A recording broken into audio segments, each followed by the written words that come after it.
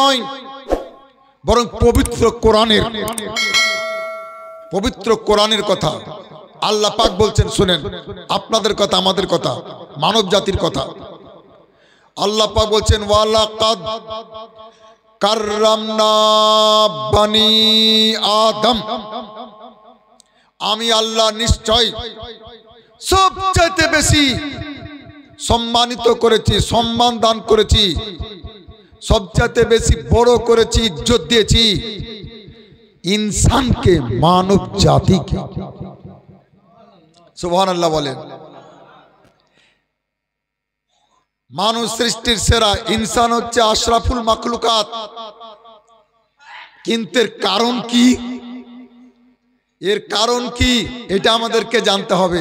সেই কথাটা বলার জন্যই আপনাদের সম্মুখে উপস্থিত হয়েছি।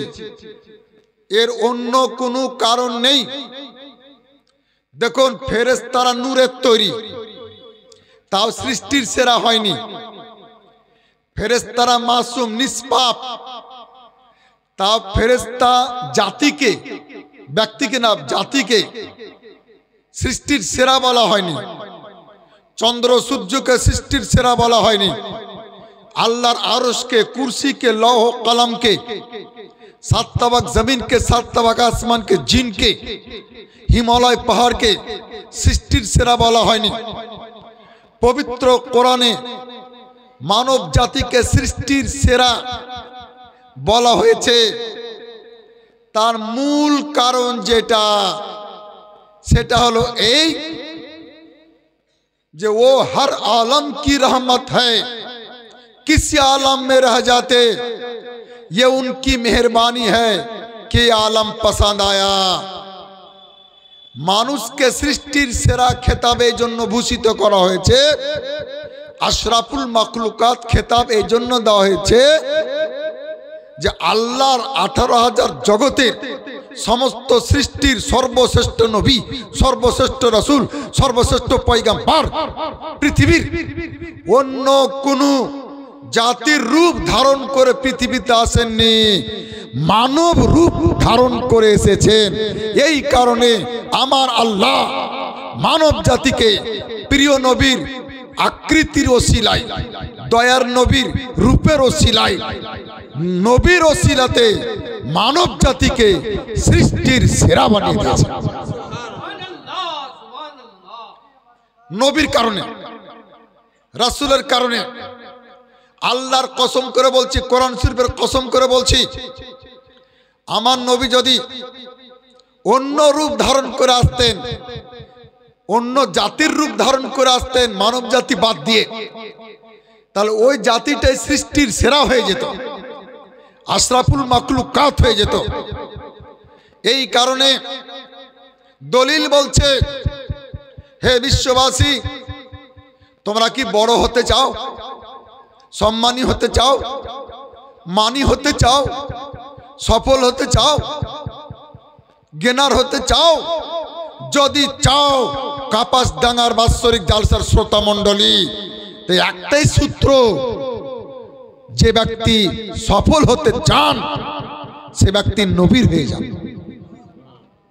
যে ব্যক্তি নবীর হয়ে গেছে, যে সৃষ্টি নবীর হয়ে গেছে, তার সম্মান আমার আল্লাহ বাড়িয়ে দিয়েছে।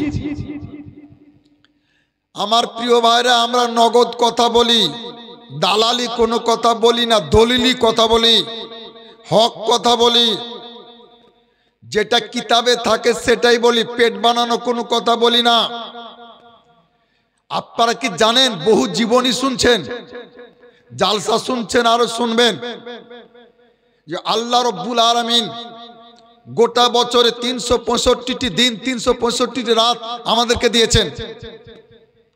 তো 365 দিন, 365 রাতের মধ্যে ইসলামী পর্বের অনেক দিন রাত আমরা পাই। ঈদের দিন পাই, কুরবানির দিন পাই, আরাফাতের দিন পাই, আরো কত পর্বের দিন পাই, রাত পাই, লাইলাতুল কদর পাই, লাইলাতুল মেরাজ পাই, মেরাজের রাত পাই, কদরের রাত পাই, আরাফাতের রাত পাই, দুই ঈদের রাত পাই, জুম্মার রাত পাই। কিন্তু কোনোদিন ভেবেছেন একটু যে সমস্ত রাত্রির মধ্যে সর্বশ্রেষ্ঠ রাত্রি কোনটি? শোনেন, জগৎ বিখ্যাত কোরআনের তাফসীর, তাফসিরে জালালাইন শরীফের টিকা, যাকে আরবিতে হাসিয়া বলে, হাসিয়াতুস সাবির মধ্যে লেখা আছে, কোরআন শরীফ 28 পারা সূরা আল জুমা, সূরা আল জুমার মিয়াউমিল জুমা এই আয়াতের ব্যাখ্যায় মুফাসসিরে কোরআন লিখছেন, ওয়া আলাম, জগৎবাসী জেনে রাখো, মুর্শিদাবাদের মুসলমানেরা জেনে রাখো, লালবাগের মুসলমানেরা জেনে রাখো, আন্না আফদালাল লায়ালি লাইলাতু মাউলিদিন নবী সাল্লাল্লাহু আলাইহি সাল্লাম, নিশ্চয় সমস্ত রাত্রির মধ্যে সর্বশ্রেষ্ঠ রাত্রি, উত্তম রাত্রি, সেরা রাত্রি হচ্ছে ওই রাত্রি যে রাত্রির এক অংশে, যে রাত্রির শেষ অংশে দয়ার নবী বিশ্ব নবী জন্মগ্রহণ করেছিলেন। ওই রাতটা এগিয়ে গেল নবীকে পাওয়ার কারণে, নবীর কারণে ওই রাত এগিয়ে গেল, সব রাত পিছিয়ে গেল।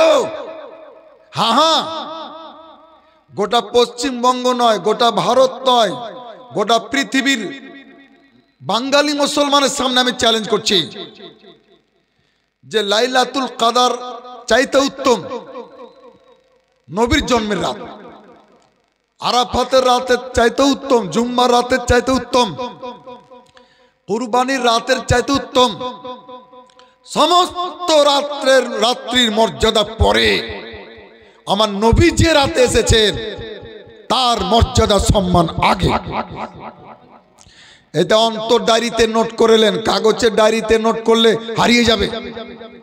এখানে নোট করলেন, কেউ যদি চ্যালেঞ্জ করে আমাকে ডাকবেন, এটাই তো কাজ। দলিল দেখিয়ে দেওয়া আমাদের কাজ, ঝগড়া করা কাজ না। আমরা কোনদিন গালি দিই না কাউকে, ঝগড়া করি না, ঝগড়া মিটাতে আসে। কাজে নবী যে রাত্রিতে এসেছেন সেই রাত্রি সেরা, উত্তম, আফজাল, শ্রেষ্ঠ রাত্রি, সব রাত্রি আগে ওই রাত। এটা দলিলে লেখা আছে। এর মূল কারণ নবীকে পাওয়ার কারণে, নবীর ওসিলাতে, নবীর বরকতে। এই মুসলমান নবীকে অন্তরে পুরে নেন, গোটা পৃথিবী আপনার কদমে চুমা দিবে। ভাবছেন কি? নবীর হয়ে যান, নবীর কাছাকাছি চলে যান। যে ব্যক্তি নবীর হয়ে গেল, আল্লাহ তার হয়ে গেল।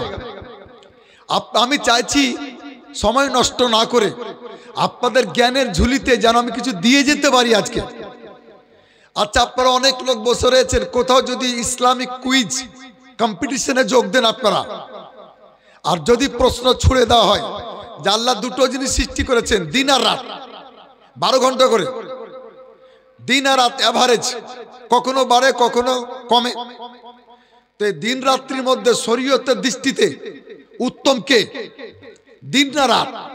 উত্তরটা দিতে হবে শরীয়তের নজরে, শরীয়তের বিধান অনুযায়ী, ফতুয়া অনুযায়ী, মশলা অনুযায়ী।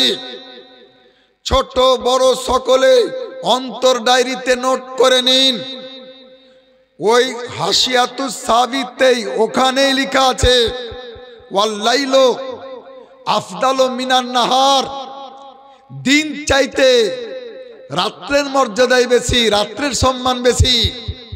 তার কারণ আল্লাহর 18,000 জগতের সমস্ত সৃষ্টির সর্বশ্রেষ্ঠ নবী, সর্বশ্রেষ্ঠ পয়গম্বর যখন পৃথিবীতে আছেন, ওটা দিনের অংশ ছিল না, রাতের অংশ ছিল।